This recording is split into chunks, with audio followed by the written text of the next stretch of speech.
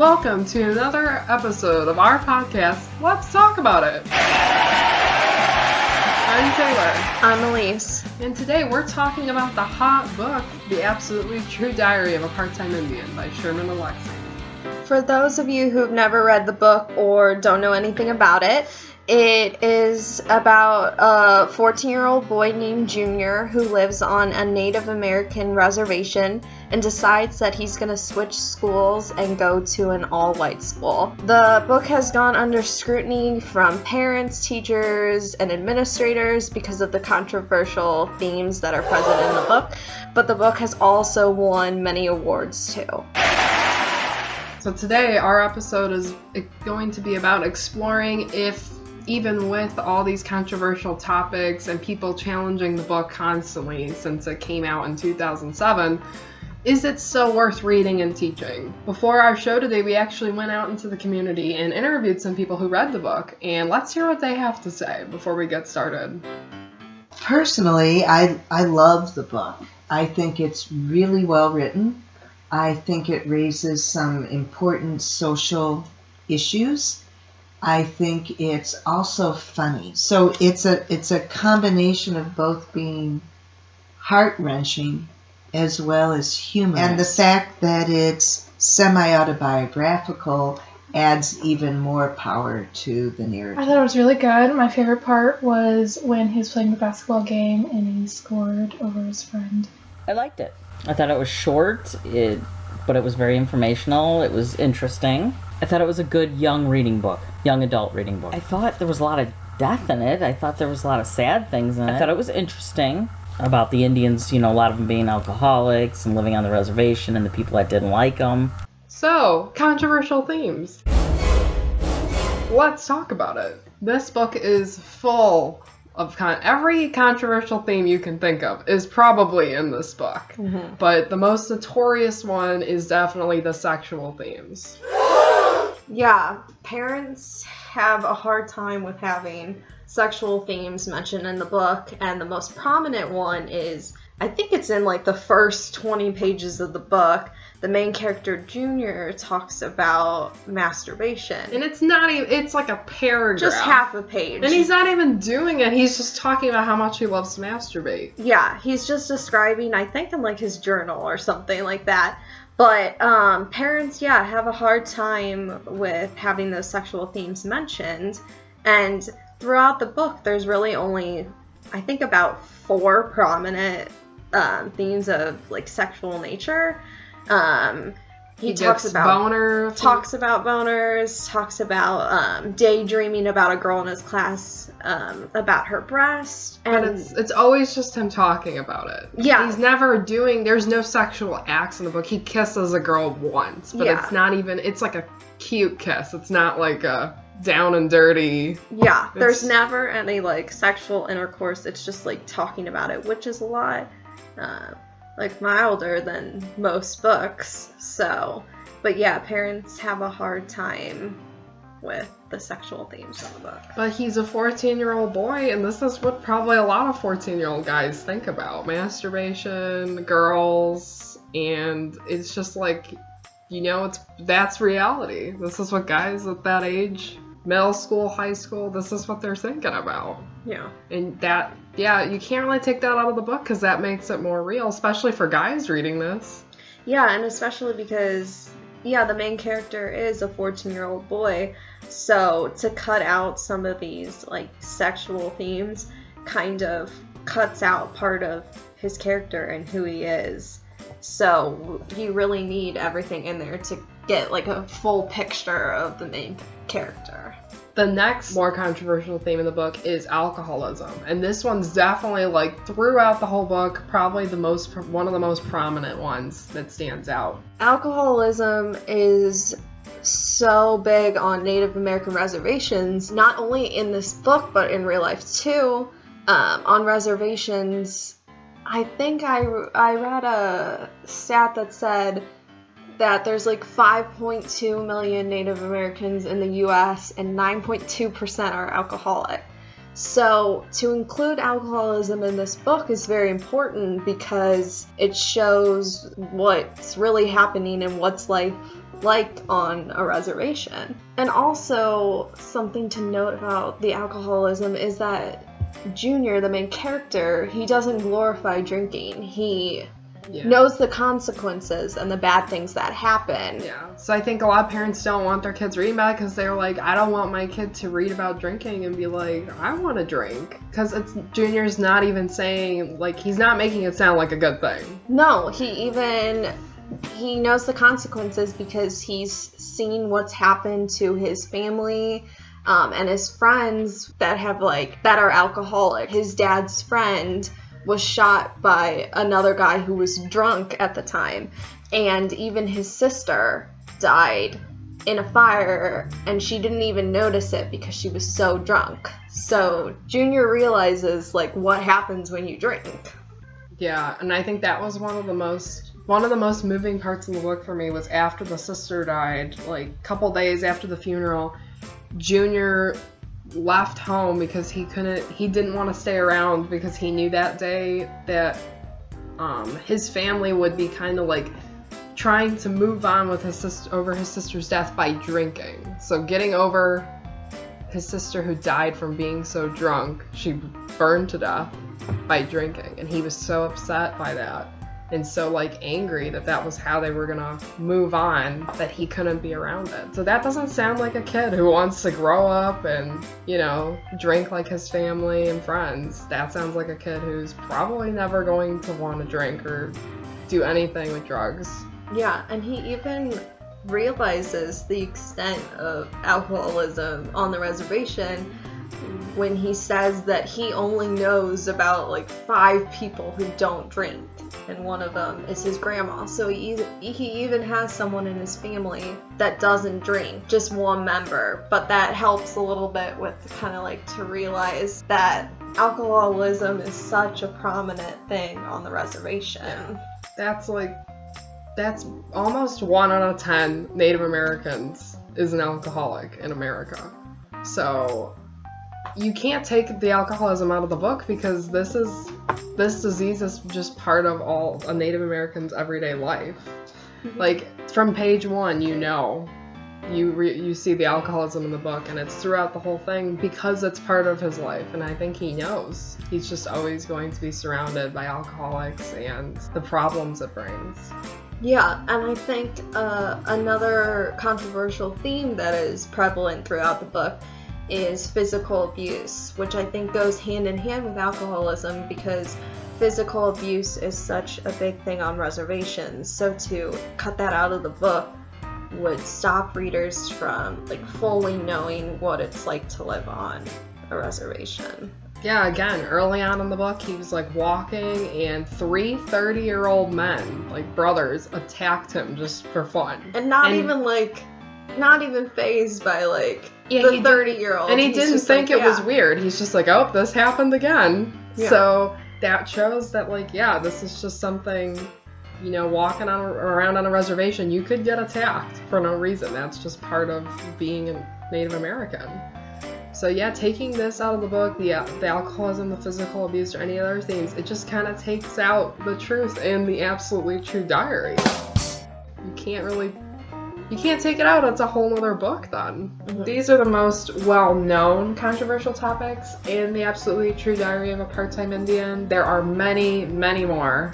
Like profanity, racism, bullying, and mental health issues. But unfortunately, we don't have enough time to talk about all of these, so we just picked a couple, and we have some other topics we'd like to get to.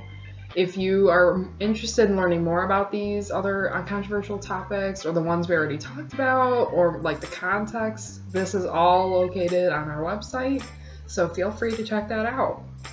We also, during our interviews out in the community, asked our participants what they thought about the controversial topics in the book, so let's take a listen. What are the most controversial topics from a teacher's point of view in the book? I think the sexuality references are the most controversial, particularly when they talk about masturbation. And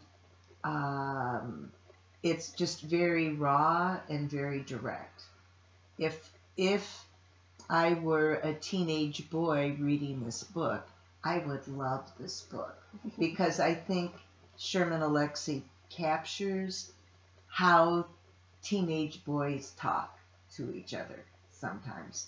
So I think it's realistic. There's cursing in the book, but I think in this day and age, that's less of an issue than the sexuality.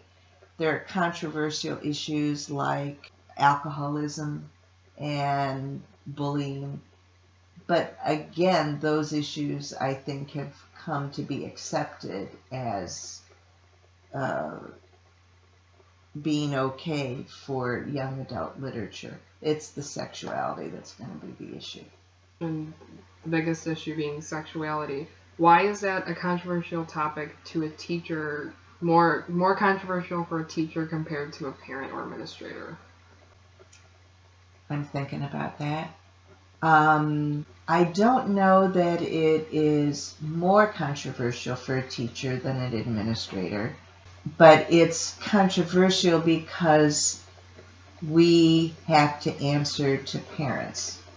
And if parents are objecting to the book, then that creates some challenges. In the past, when I have taught things that were controversial, like I remember many years ago when I taught Romeo and Juliet, I showed a movie version of Romeo and Juliet. And in one of the scenes, you see Romeo's bare butt because he and Juliet have just spent the night. I had to, now this was many years ago, but I had to pretty much write a letter home to all the parents before I showed the film, letting them know what I was doing and giving them the option that their child could opt out if the parents weren't comfortable with that. This book, with its direct talk about masturbation in pretty, I won't say vulgar because it's not vulgar, but it's kind of crude. It's like the way boys would talk to each other. Parents are going to have a hard time with that, which means then teachers are going to have a hard time with it because they're going to have to answer to the parents. Does that answer your question? And did any of the controversial themes in Part-Time Indian make you uncomfortable, or did any of them, like, you didn't want to read it in the book? No, not really, because I knew that was part of, like, American history, and I knew that people and me, we need to learn about it, and it's just part of our history. In your opinion, what was the most controversial part of the book? The bullying with the whites and the Indians and the drinking. I thought that was, about the Indians being bums, sort of, and they just drank. But then there was good things, that the families all knew each other, they knew all their family members, things like that. And then the kid going to a white school instead of staying at the reservation, and how he was treated by everybody, and even the teachers, until he was popular because he was dating the girl. So even though you mentioned some controversial topics in the book, would you still be willing to teach this book in a class? Why or why not? And then if so, what age group do you think would be best to teach this book? Personally, I would love to teach the book. I think it would depend upon the school and the setting if I would be allowed to teach the book. Some of my years were spent in Catholic education. I doubt that I would be able to teach this book in a Catholic school. Yeah. I'm actually, while I understand why Sherman Alexie put in the sexuality scenes, I'm sort of sorry that he did, because it limits, I think, where the book can be taught. I could teach this book in a public school if I had a liberal administrator and a liberal group of parents. I think this book would be fantastic for alternative school kids, particularly if I were teaching, and I did for like 5 years. I taught an alternative school. on the high school level. And I had also taught for 2 years an alternative school on the middle school level. For alternative school kids, this would be great because they'd be able to relate to it.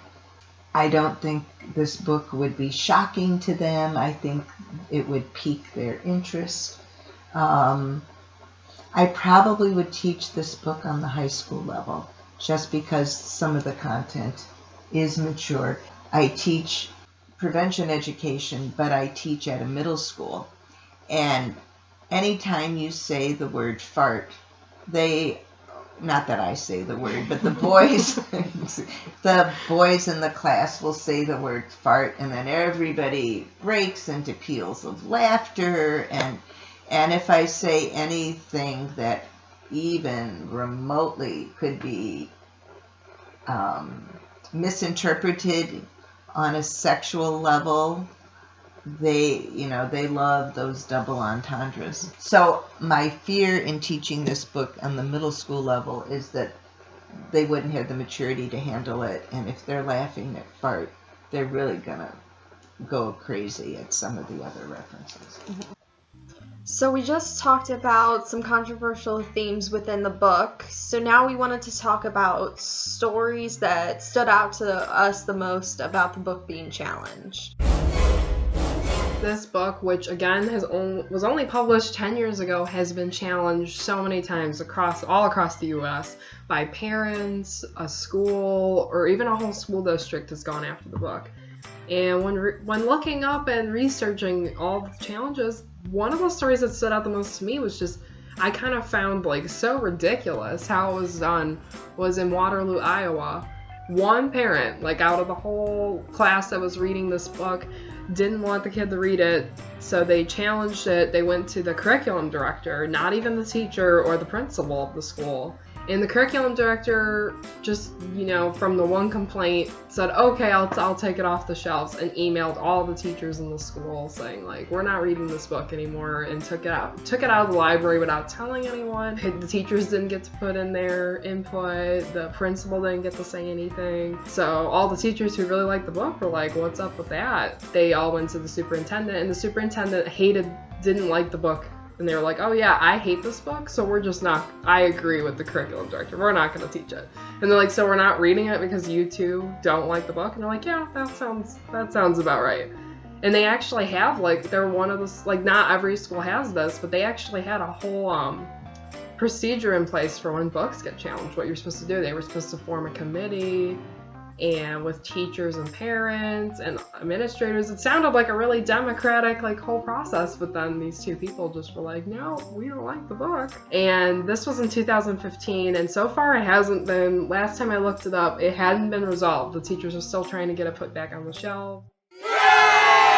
Those two people are still in power and are refusing to let that go. That's crazy. I definitely feel like there should be sounds more really voices super sketchy, super under the table. Yeah, for a school.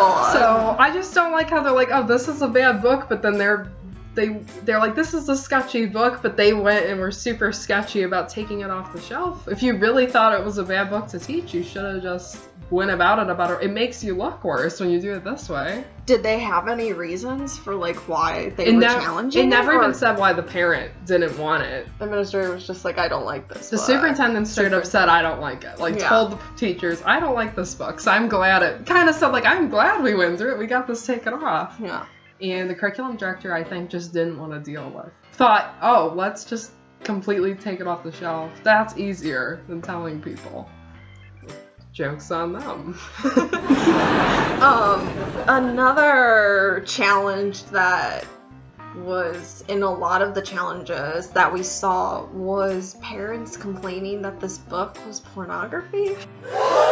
Which, to me, I don't fully understand, given that there's no sexual intercourse in the book. There's no, sexual description. Yeah, it's very tame. The description that he does is really tame. It's just how he dreams about a girl in his class, her breasts. And he literally just says, I masturbate. I like girls. I want to touch your boobs. He doesn't describe it. Yeah. Or there's nothing there for... Yeah, so I don't understand. I wish the parents would give examples from the text that they're saying, like, this is pornography, to help me better understand, like, what they're trying to challenge. Kind of sounds like they didn't read the book. Yeah. So I kind of just want the parents to read the book. Yeah. And even another challenge was from a grandma about bestiality in the book. Oh my god. Which I didn't even remember after reading the book. I had to go back through the book When to try I and read find that, I it. was like, there's no bestiality. I think she just threw that out there. Which, good for grandma. She's right. There is a quote. There is a joke in the book. Which that, I found more racist than, like, bestiality. yeah, I but- didn't even think of bestiality. But I wonder, does this grandma, like, is she challenging it at a school where, does she have a grandkid that, like, goes there? No, she's just going after books, or maybe making it her life's goal to take down Sherman Alexie. Yeah, probably. But we can't even really joke about that, because there was this one article I read where this girl who lived on a native reservation, like Sherman Alexie, she read this book and she hated and loved it because she was a Native American living the issues that he talks about, like physical abuse and alcoholism. And I think she mentioned in the article that she'd actually, like, her and all her cousin and everyone around her had actually been raped, like, multiple times by people they were related to, and that's just, like, normal. So she hated the book because she didn't like that he was speaking out against them, because they were all supposed to be, like, one, not family, but, like, one group, you know, all the Native Americans. Mm-hmm. But she also liked it because she liked that he was a part of her knew this was all wrong, and he's speaking out against it. So she actually did make it. She read it when she was young, and she made it. She wanted to grow up to become a reporter just to get to interview Sherman Alexie and make him look bad. Her whole agenda was to get in a room with him and ask him questions that made him look bad or trapped him. And she actually did. She somehow got an interview. She, like, lied about who she was. I forget what it was in the article. But she got this interview with him at this convention he was at, and, like, 5 minutes before the interview, finally realized, you know, I'm not mad at him anymore, because I'm not mad at him. He has, like, the bravery to do what I can't.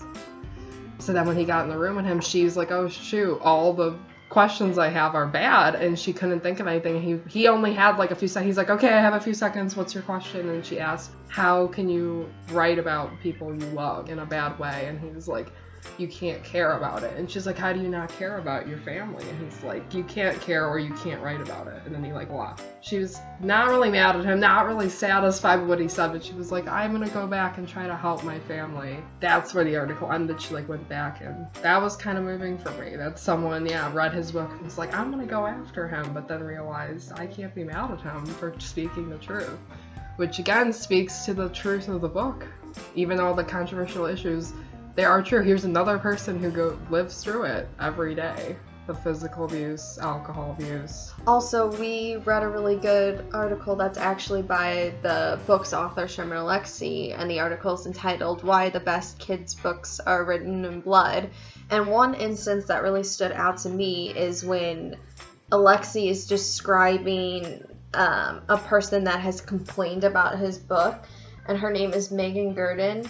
And she complains kind of about the depravity or, like, bad portrayal of contemporary young adult literature.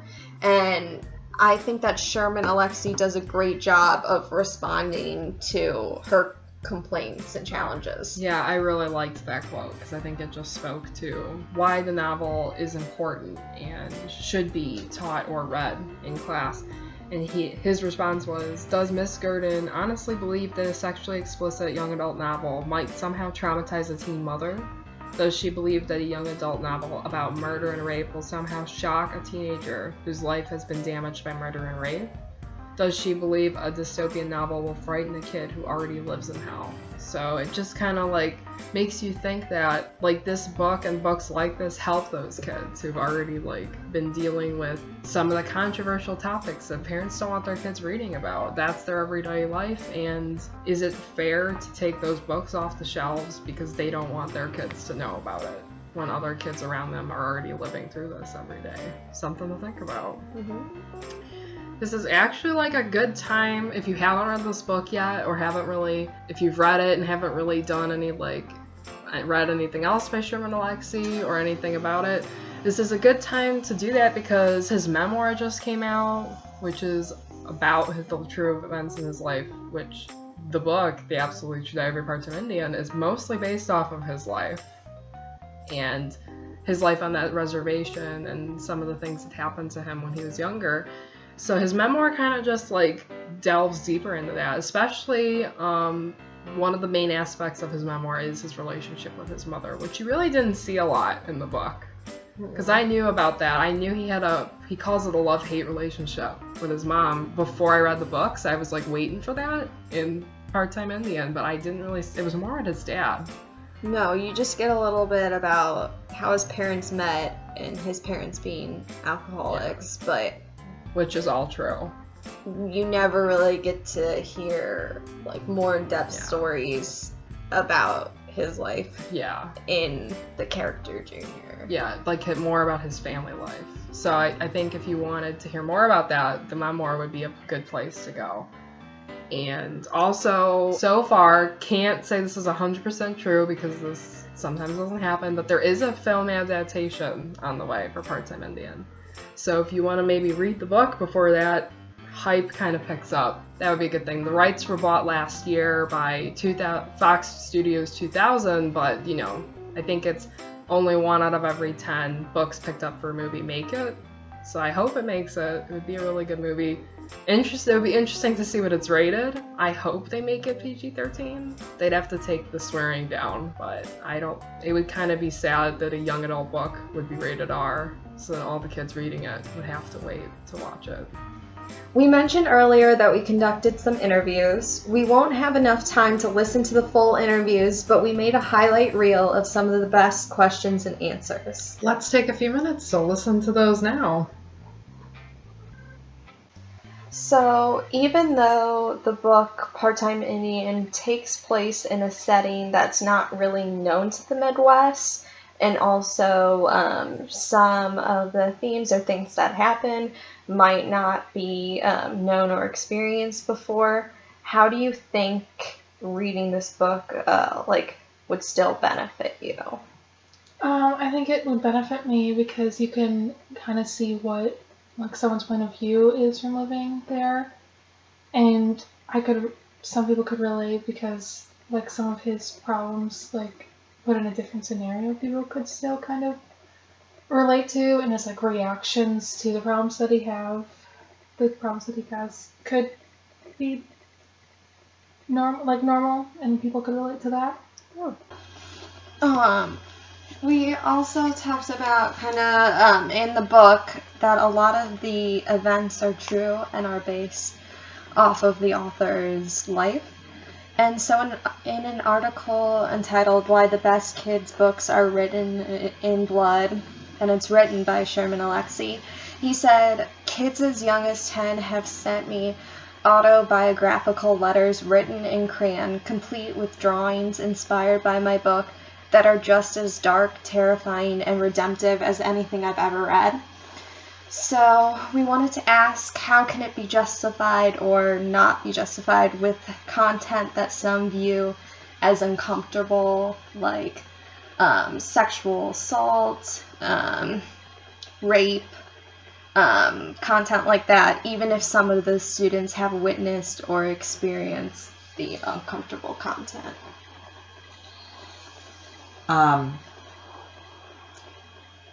One of the reasons that I had said I think this book would work really well in an alternative school is that a lot of the kids in alternative schools have already, in their families and in their life circumstances, had to deal with some very serious problems, just like Sherman Alexie said.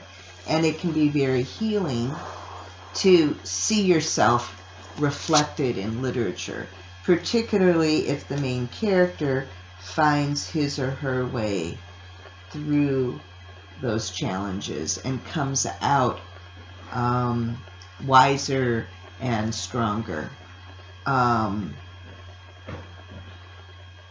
lost my train of thought here. But you've got to be careful about the age. It's tricky. You've got to be careful about the age at which you expose the children to these issues. If it is someone who doesn't have the maturity to handle this content, it's going to be counterproductive. So I think what you're asking is, what about those people who have not experienced these challenges? Isn't it important for them to understand what other people have to go through? And my answer is yes. I think empathy is really important, and that's one of the beauties of literature, is that it allows you to crawl into another person's skin and to see the world from their point of view and to experience life that you've not lived. And particularly in this world where we're all interrelated and what one person does impacts another person, I think it is crucial that we develop empathy and that we come to understand our interrelatedness and how we impact each other.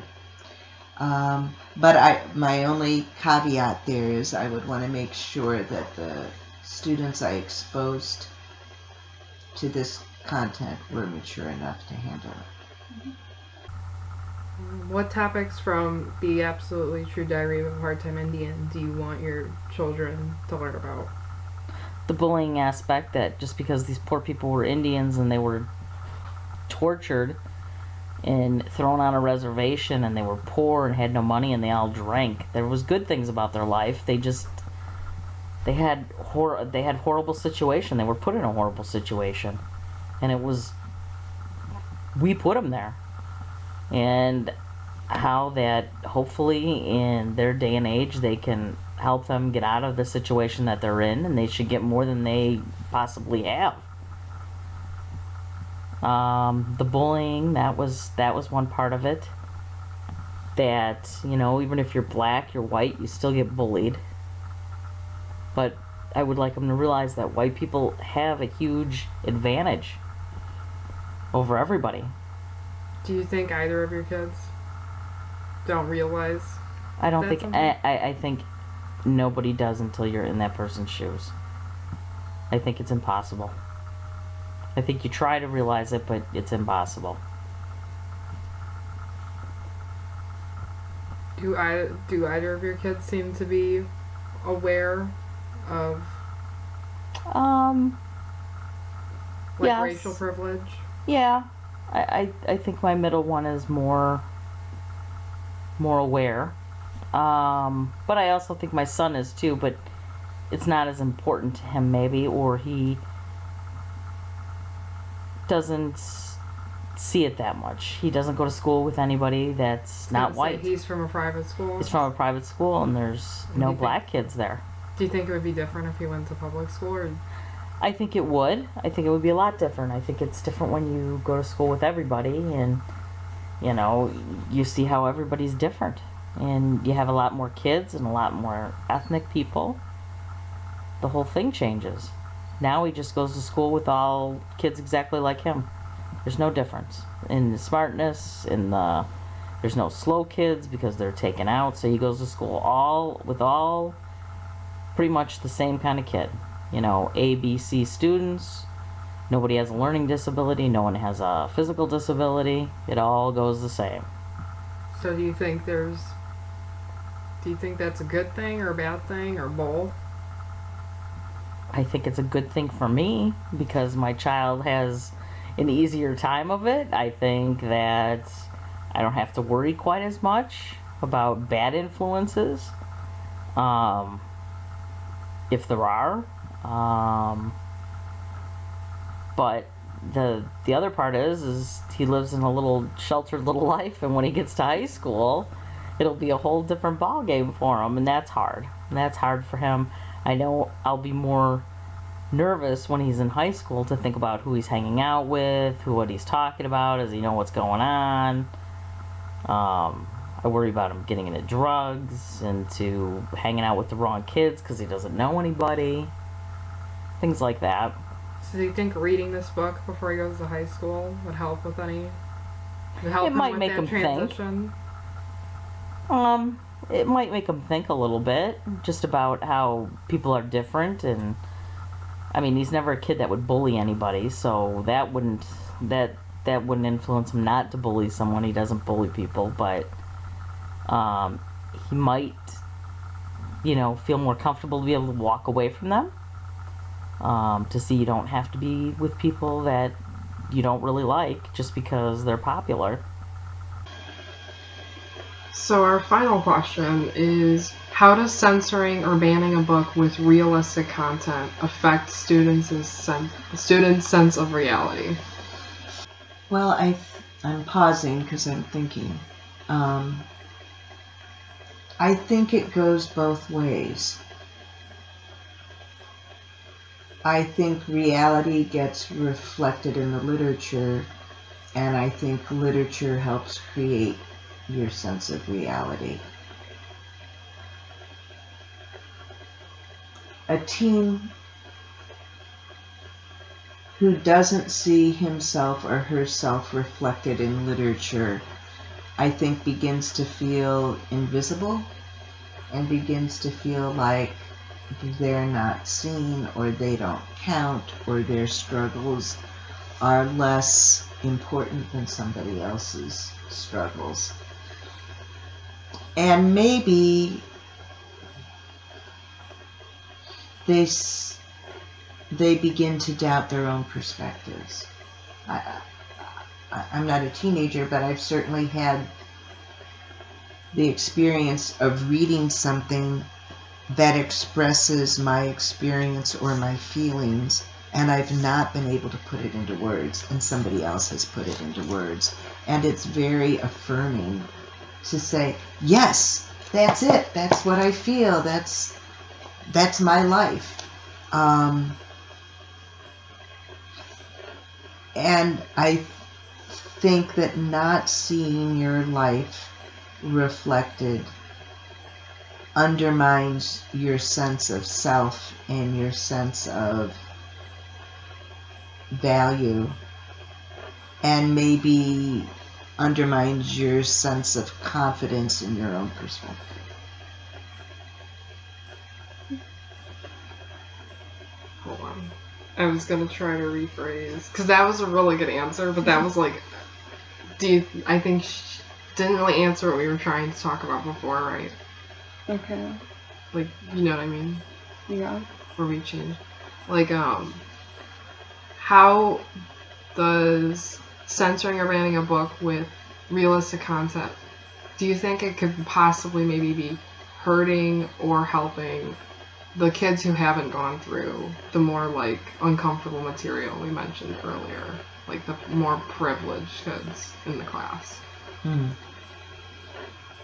So you're asking, will the more privileged kids come away, miss out on having a full spectrum view of what life is like? Yes, that was more what the question was getting at.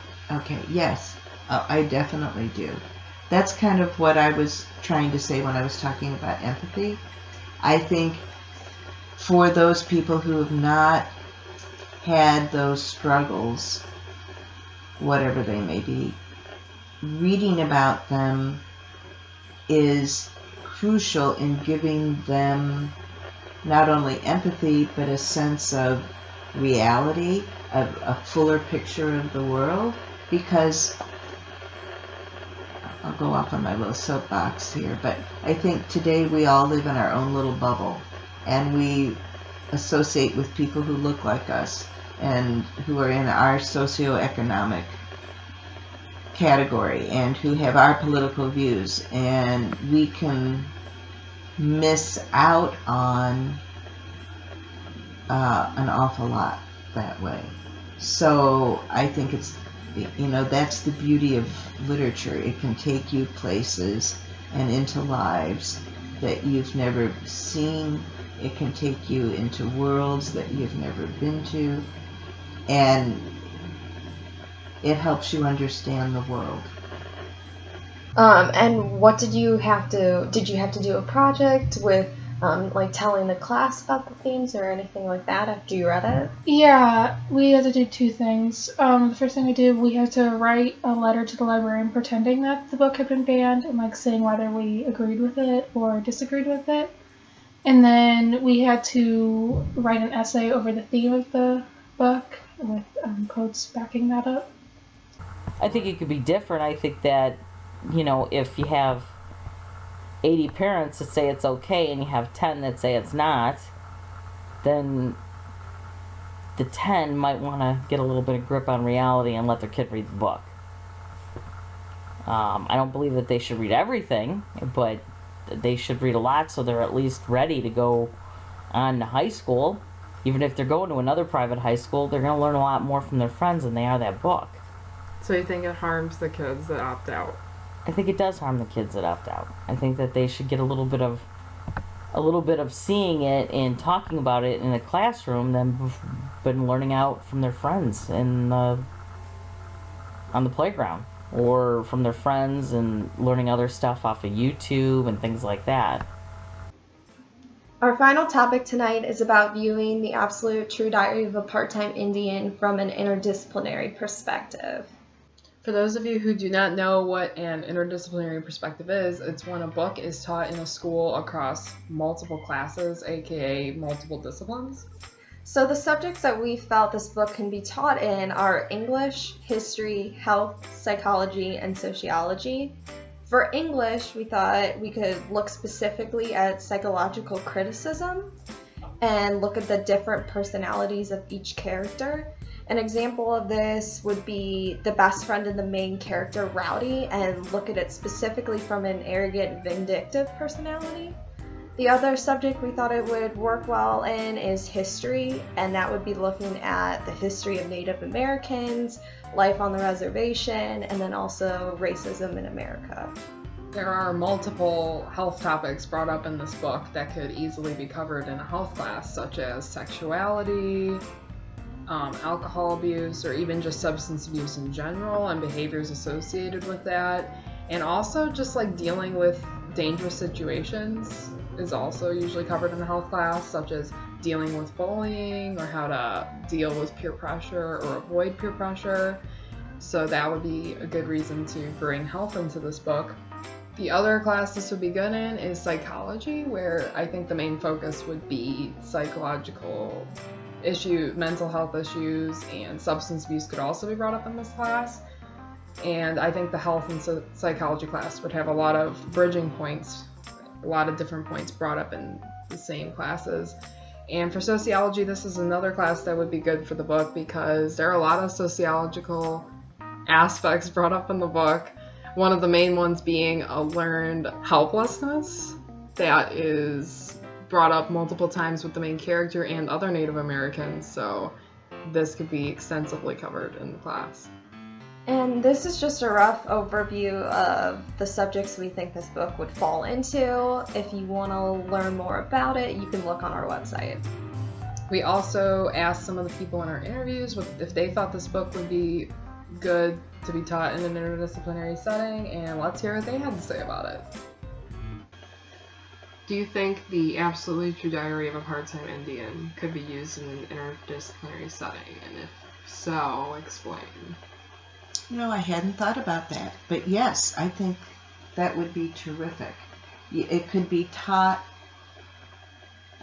both as an English class, and it could also be taught, I think, in a social studies setting, where you're talking about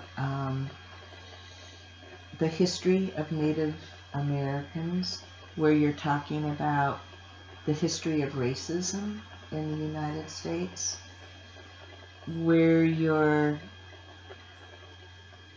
looking at, in a psychology class, what's the impact of alcoholism on an individual and on a culture as a whole and on the family.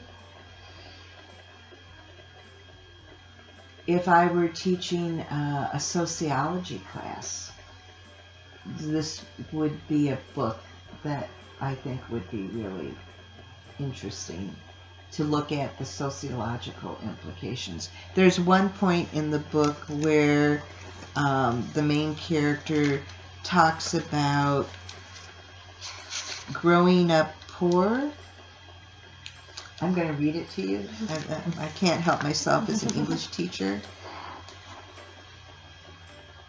It sucks to be poor, and it sucks to feel that you somehow deserve to be poor. You start believing that you're poor because you're stupid and ugly, and then you start believing that you're stupid and ugly because you're an Indian, and because you're an Indian, you start believing you're destined to be poor. It's an ugly circle, and there's nothing you can do about it. Poverty doesn't give you strength or teach you lessons about perseverance. No, poverty only teaches you how to be poor. Whew. Boy, that's quite a mouthful, and that's a real good explanation of learned helplessness. And I think it could lead to a lot of discussion about the intersectionality of economic disadvantage and racism and how they intersect with each other. So I think that'd be a wonderful idea to read this book as part of a interdisciplinary course. I want to do that. We were also thinking health too, maybe a health class, because there's a lot of instances of health.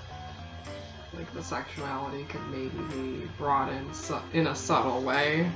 But, And then specifically looking at, maybe for English too, a section for psychological criticism, looking at the certain character's personality, like arrogant, vindictive, would kind of be one, or compliant, like personality. We thought that would be a really good topic to talk about for this book. Yes, I think so as well. You could have a conversation about what are healthy ways versus unhealthy ways of handling conflict and all of the problems that that he has to face, that Junior has to face. And then I was wondering, at school, have you ever read a book in an interdisciplinary setting? No, not really. Really? If this book, if Part-Time Indian was used in an interdisciplinary setting, what subjects do you think it would be taught in? I think we taught in Com Arts for the book, and then history because of the racism and that. Would you like if a book was used in an interdisciplinary setting? Do you think it would be helpful or not? I think so, because you could see like different points of view from the book and like focus on different like topics. Unfortunately, that's all the time we have tonight for the Absolutely True Diary of a Part-Time Indian. We've covered a lot of topics, and I hope you found this as interesting as we did. If you want to learn any more information about the book, please feel free to check out our website and tune in next week for another episode of Let's talk about it. I'm Taylor. I'm Elise, signing off.